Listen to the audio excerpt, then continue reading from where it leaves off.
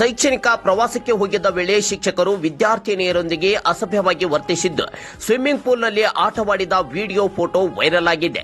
ಈ ಹಿನ್ನೆಲೆ ಪೋಷಕರು ಶಾಲೆಗೆ ಮುತ್ತಿಗೆ ಹಾಕಿದ್ದು ಸ್ಥಳಕ್ಕೆ ಪೊಲೀಸರು ಶಿಕ್ಷಣಾಧಿಕಾರಿಗಳು ಭೇಟಿ ನೀಡಿದ್ದಾರೆ. ಗುರುಬ್ರಹ್ಮ, ಗುರುವಿಷ್ಣು, ಗುರುದೇವೋ ಮಹೇಶ್ವರ, ಗುರು ಸಾಕ್ಷಾತ್ ಪರಬ್ರಹ್ಮ ಅಂತ ಗುರುಗಳನ್ನ ಪೂಜೆ ಮಾಡ್ತಾರೆ.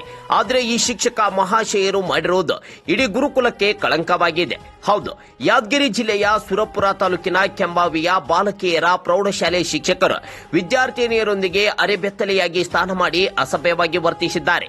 ಸರ್ಕಾರಿ ಬಾಲಕಿಯರ ಪ್ರೌಢಶಾಲೆಯಿಂದ 9 ಮತ್ತು 10ನೇ ತರಗತಿಯ 93 ವಿದ್ಯಾರ್ಥಿನಿಯರು ಶೈಕ್ಷಣಿಕ ಪ್ರವಾಸಕ್ಕೆ ಹೋಗಿದ್ರು. 3 ದಿನದ ಪ್ರವಾಸದಲ್ಲಿ ಕರ್ನಾಟಕದ ಪ್ರೇಕ್ಷಣೀಯ ಸ್ಥಳ ವೀಕ್ಷಣೆ ಮಾಡಿದ್ರು. ಪ್ರವಾಸಕ್ಕೆ ಹೋದಾಗ ಶಿಕ್ಷಕರು ವಿದ್ಯಾರ್ಥಿನಿಯರೊಂದಿಗೆ ಅಸಭ್ಯವಾಗಿ ವರ್ತಿಸಿದ್ದಾರೆ. ವಿದ್ಯಾರ್ಥಿನಿಯರಿದ್ದ ಸ್ವಿಮ್ಮಿಂಗ್ ಪೂಲ್ನಲ್ಲಿ ಶಿಕ್ಷಕರು ಅರೆಬೆತ್ತಲೆಯಾಗಿ ಕುಣಿದು ಕುಪ್ಪಳಿಸಿದ್ದಾರೆ. ಅದೇ ಫೋಟೋ ವಿಡಿಯೋವನ್ನ ತಮ್ಮ ಸ್ಟೇಟಸ್ಗೆ ಹಾಕಿಕೊಂಡಿದ್ದಾರೆ. ಇದು ಪೋಷಕರ ಆಕ್ರೋಶಕ್ಕೆ ಕಾರಣವಾಗಿದ್ದು ಶಿಕ್ಷಕರ ವಿರುದ್ಧ ಕ್ರಮಕ್ಕೆ ಪೋಷಕರು ಒತ್ತಾಯ ಮಾಡಿದ್ದಾರೆ. ಇನ್ನು ಶಿಕ್ಷಕರ ಗಣಂದಾರಿ ಕೆಲಸದ ಫೋಟೋ ವಿಡಿಯೋ ವೈರಲ್ ಆಗ್ತಿದ್ದಂತೆ ಶಿಕ್ಷಣಾಧಿಕಾರಿಗಳು ಅಲರ್ಟ್ ಆಗಿದ್ದಾರೆ. ಕೂಡಲೇ ಶಿಕ್ಷಕರಿಗೆ ವರದಿ ನೀಡುವಂತೆ ಡಿಡಿಪಿಐ ಕ್ಷೇತ್ರ ಶಿಕ್ಷಣಾಧಿಕಾರಿಗಳಿಗೆ ಸೂಚನೆ ನೀಡಿದ್ದಾರೆ. ಈ ಹಿನ್ನೆಲೆ ಶಾಲೆಗೆ ತೆರಳಿದ ಕ್ಷೇತ್ರ ಶಿಕ್ಷಣಾಧಿಕಾರಿಗಳಿಗೆ ಪೋಷಕರು ಹಾಗೂ ಸಂಘಟನೆಯ ಮುಖಂಡರು ತರಾಟೆಗೆ ತೆಗೆದುಕೊಂಡಿದ್ದಾರೆ. ನೀವು ಕ್ರಮ ಕೈಗೊಳ್ಳದೇ ಇದ್ದರೆ ನಾವೇ ಪೊಲೀಸ್ ಕೇಸ್ ದಾಖಲಿಸುತ್ತೇವೆ ಎಂದು ಎಚ್ಚರಿಕೆ ನೀಡಿದ್ದಾರೆ. ಈ ವೇಳೆ ಗಲಾಟೆ ಆಗಬಹುದೆಂಬ ನಿಟ್ಟಿನಲ್ಲಿ ಕ್ಷೇತ್ರ ಶಿಕ್ಷಣಾಧಿಕಾರಿಗಳು ಪೊಲೀಸ್ ಭದ್ರತೆಯೊಂದಿಗೆ ತೆರಳಿದ್ದಾರೆ. ಇನ್ನು ಕೂಡಲೇ ಅಧಿಕಾರಿಗಳು ಇಂಥವರ ವಿರುದ್ಧ ಕಾನೂನು ಕ್ರಮ ಜರುಗಿಸಬೇಕೆನ್ನುವುದು ಪೋಷಕರ ಒತ್ತಾಯವಾಗಿದೆ. ಬಾಲಕಿಯರ ಪ್ರೌಢಶಾಲೆ ಕೆಂಬಾವಿಯ ಪ್ರೌಢಶಾಲೆಯ ಮಕ್ಕಳು ಪ್ರವಾಸಕ್ಕೆ ಹೋದಂಥ ಸಂದರ್ಭದಲ್ಲಿ ಶಿಕ್ಷಕರು ವಿದ್ಯಾರ್ಥಿನಿಯರೊಂದಿಗೆ ಜಲಕ್ರೀಡೆಯಲ್ಲಿ ತೊಡಗಿರುವುದನ್ನು ಮಾಧ್ಯಮಗಳಲ್ಲಿ ಬಂದ ನಂತರ ನಾವು ಇಮಿಡಿಯೇಟ್ ಅದರಲ್ಲಿ ಮೊದಲ ಒಂದು ಕ್ಲಿಪ್ ಬಂದಂಥ ಸಂದರ್ಭದಲ್ಲಿ ಪತ್ರಿಕೆಯಲ್ಲಿ ಕೇವಲ ಒಬ್ಬ ಶಿಕ್ಷಕರಿದ್ದಾರೆ ಅನ್ನುವಂಥದ್ದು ಬಂತು. ಅದನ್ನು ಗಮನಿಸಿ ಆವತ್ತು ನಮ್ಮ ಕರ್ನಾಟಕ ಮಕ್ಕಳ ಹಕ್ಕುಗಳ ರಕ್ಷಣಾ ಆಯೋಗದ ಅಧ್ಯಕ್ಷರು ನಮ್ಮ ಜಿಲ್ಲೆಯಲ್ಲಿ ಪ್ರವಾಸದಲ್ಲಿದ್ದರು. ಅದನ್ನು ಗಮನಿಸಿ ನಾವು ಇಮಿಡಿಯೇಟ್ ಆಗಿ ಸಂಬಂಧಪಟ್ಟಂಥ ಮುಖ್ಯೋಪಾಧ್ಯಾಯರಿಗೆ ಮತ್ತು BO ಮಾತಾಡಿದಾಗ ಆ ಅತಿಥಿ ಶಿಕ್ಷಕರನ್ನ ಸೇವೆಯಿಂದ ಬಿಡುಗಡೆಗೊಳಿಸಿದ್ದಾರೆ. ತದನಂತರ ಗೊತ್ತಾಯಿತು ಎಲ್ಲ ಶಿಕ್ಷಕರು ಅದರ ಜೊತೆಗೆ ಈ ಕ್ರೀಡೆಯಲ್ಲಿ ಇದ್ದಾನೆ ಅಂತ ಗೊತ್ತಾದ ತಕ್ಷಣನೇ ನಾವು ಅದು ಶನಿವಾರ ಇಮಿಡಿಯೇಟ್ ಆಗಿ ಒಂದು ನೋಟಿಸ್ ಅನ್ನು ಜಾರಿ ಮಾಡಿದ್ದೇವೆ ಮತ್ತು ಕ್ಷೇತ್ರ ಶಿಕ್ಷಣಾಧಿಕಾರಿಗಳನ್ನ ಇವತ್ತು ಹೋಗಿದ್ದಾರೆ. ಅದಕ್ಕೆ ಸಮಗ್ರವಾದ ಒಂದು ವರದಿಯನ್ನ ತೆಗೆದುಕೊಂಡು ಬರ್ಲಿಕ್ಕೆ ಹೋಗಿದ್ದಾರೆ.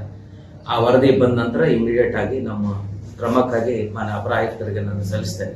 ನಮ್ಮ ನಂತರ ನಾವು ಕೈಗೊಳ್ಳಬೇಕಾದಂತಹ ಕ್ರಮಗಳ ಬಗ್ಗೆ ನಾವು ಕ್ರಮ ಖಂಡಿತ ಕೈಗೊಂಡು ಮುಂದಿನ ಕ್ರಮಕ್ಕಾಗಿ ಮಾನ್ಯ ಅಪರ ಆಯುಕ್ತರಿಗೆ ಮಾಹಿತಿಯನ್ನು ಈಗಾಗಲೇ ಕೊಟ್ಟಿದ್ದೇವೆ. ಅಪರ ಆಯುಕ್ತರಿಗೆ, ಮಾನ್ಯ ಜಿಲ್ಲಾಧಿಕಾರಿಗಳಿಗೆ, ಮಾನ್ಯ ಮುಖ್ಯ ಕಾರ್ಯನಿರ್ವಹಣಾಧಿಕಾರಿಗಳಿಗೆ ಈ ಕುರಿತು ಶನಿವಾರ ಮಾಹಿತಿಯನ್ನು ಕೇಳಿದರು. ಮಾಹಿತಿಯನ್ನು ಅವರಿಗೆ ಒದಗಿಸಲಾಗಿದೆ.